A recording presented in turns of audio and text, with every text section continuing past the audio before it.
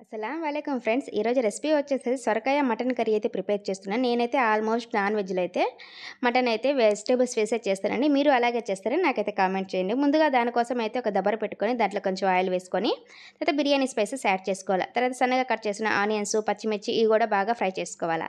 ఇవన్నీ బాగా ఫ్రై అయిపోయిన తర్వాత అల్లం వెల్లుల్లి పేస్ట్ వేసి పచ్చి వాసన పోయేంత వరకు అయితే ఫ్రై చేసుకోవాలి. తర్వాత కొంచెం టమోటా, తర్వాత కొంచెం కరివేపాకు ఇవన్నీ కూడా వేసేసుకొని టమోటా బాగా మగ్గనివ్వాలి.